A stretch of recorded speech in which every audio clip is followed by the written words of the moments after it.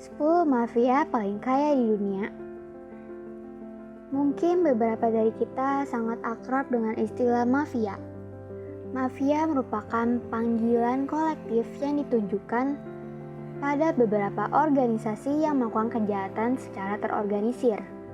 Mereka melakukan kejahatan seperti pemerasan, terjun dalam bisnis gelap prostitusi, perjudian, sebagai pengedar obat-obatan terlarang, atau apapun caranya untuk menghasilkan nafkah bagi mereka meski dengan cara yang kriminal.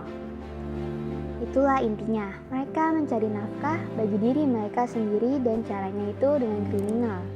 Bagaimana mungkin mereka dapat terus bekerja dan melakukan kejahatan secara terorganisir dan tidak dibereskan secara tuntas? Jumlah mereka besar, mulai dari anggota, lingkup wilayah yang tidak lagi hanya dalam satu negara, hingga jumlah kekayaan organisasi mereka yang bisa jadi digunakan untuk membuat skenario yang meloloskan mereka dari kejaran polisi. Hal itulah yang membuat mereka semakin kaya dari hari ke hari. Bahkan kekayaan mereka pun tidak tanggung-tanggung. Ingin tahu lebih lanjut? Mari kita simak berikut ini 10 mafia terkaya di dunia menurut Kylie.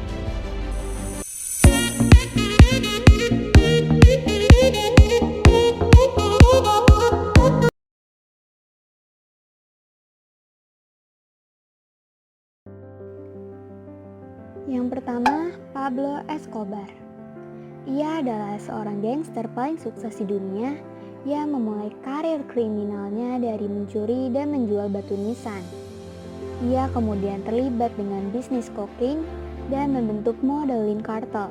Kekayaannya diprediksi menyentuh angka 30 miliar dolar AS dan berhasil mempengaruhi pembuatan hukum agar tidak ada ekstradisi yang menjadikannya lebih bebas dalam menjalankan operasi kejahatannya.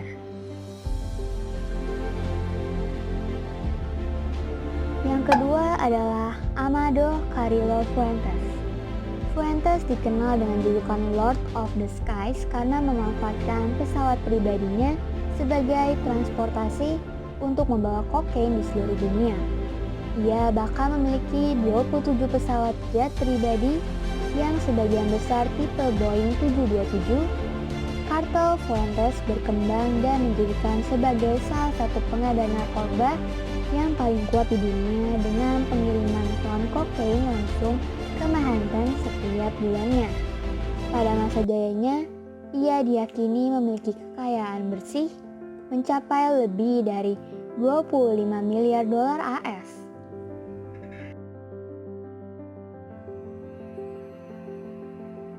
Yang ketiga adalah Joaquin Guzman Loera.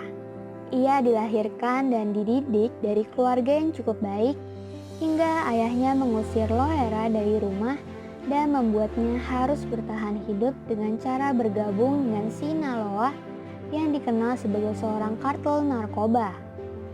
Loera bertugas mengawasi logistik dan memastikan pengiriman narkoba antara Meksiko dan Amerika Serikat serta Eropa dengan menyewa pesawat, kapal, truk, kereta api, atau helikopter. Ketika kepala kartelnya ditangkap, Loera mengambil alih kendali dan menambah pembuatan sabu dalam Meksiko.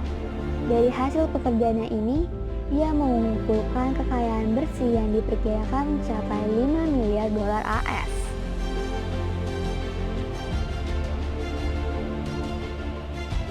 Yang keempat adalah Carlos Leder.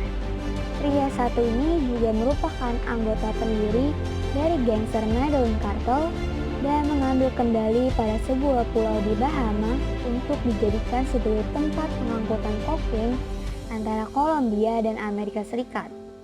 Leder diketahui memiliki koneksi ke penjara sehingga membantunya mengimpor kokain dan mendistribusikannya di seluruh Amerika Serikat. Selama masa jayanya dalam perdagangan narkoba, Leder telah berhasil mengumpulkan kekayaan yang bernilai lebih dari 2,7 miliar dolar AS. Yang kelima ada Griselda Blanco. Masa kecilnya mendukung Blanco sampai pada kehidupan dengan pekerjaan kotornya. Blanco dibesarkan oleh ibu yang kasar dan hanyut dalam sebuah prostitusi ketika usianya masih muda. Ia bahkan bekerja sebagai pelacur serta terlibat dengan Madeline Cartel. Blanco dikenal sebagai pemimpin gangster yang melakukan lebih dari 200 pembunuhan saat mengangkut narkoba jenis kokain dari Kolombia menuju Amerika Serikat.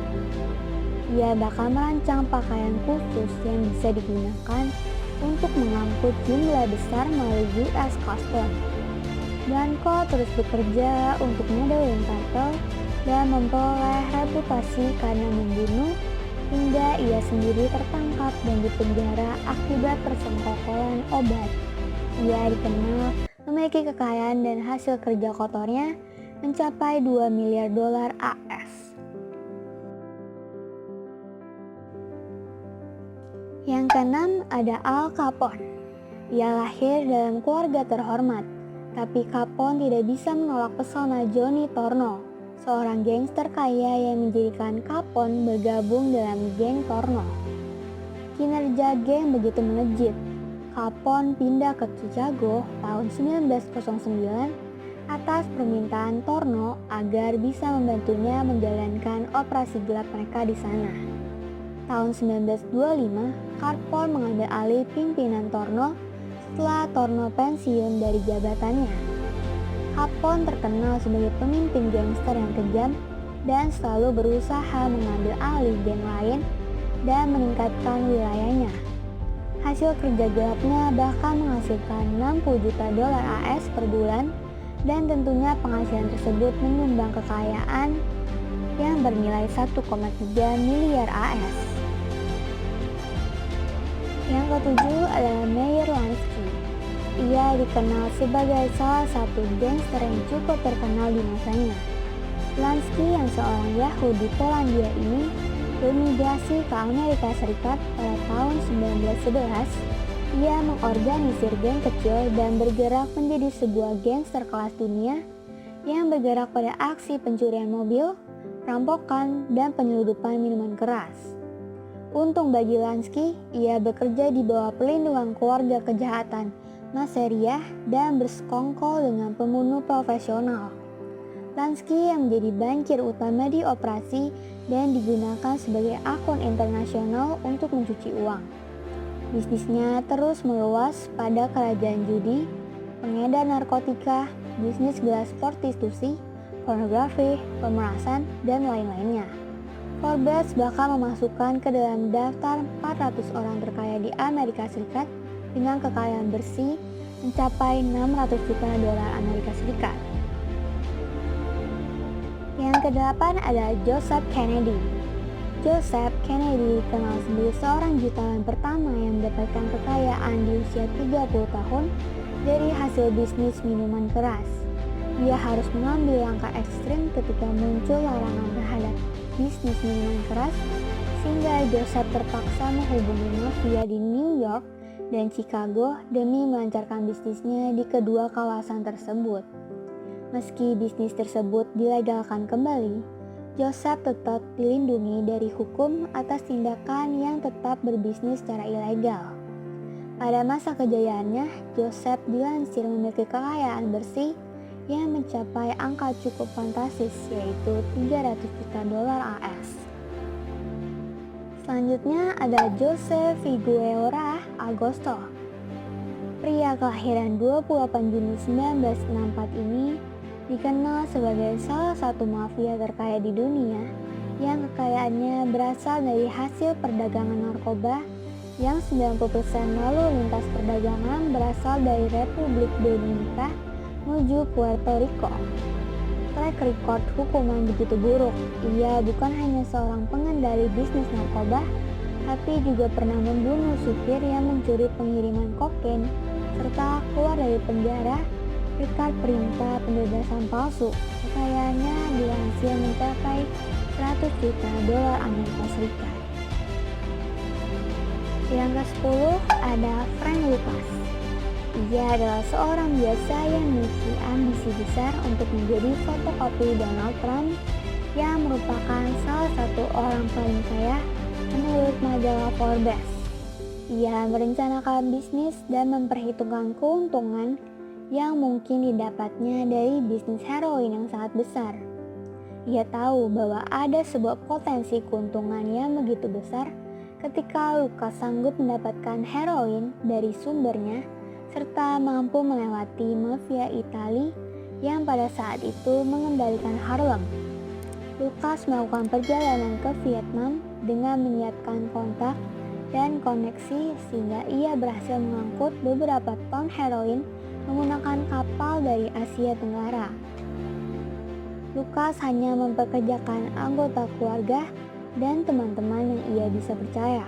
Akhirnya Lucas berhasil mengambil alih perdagangan heroin di New York dan New Jersey. Selama puncak operasi, Lucas berhasil mendapatkan keuntungan $1 juta Amerika Serikat per harinya dan kekayaan bersihnya diperkirakan sudah menyentuh angka $52 juta Amerika Serikat sehingga menjadikan salah satu mafia terkaya di dunia. Itulah 10 mafia terkaya di dunia yang memiliki kekayaan tidak tanggung-tanggung dari hasil kerjanya.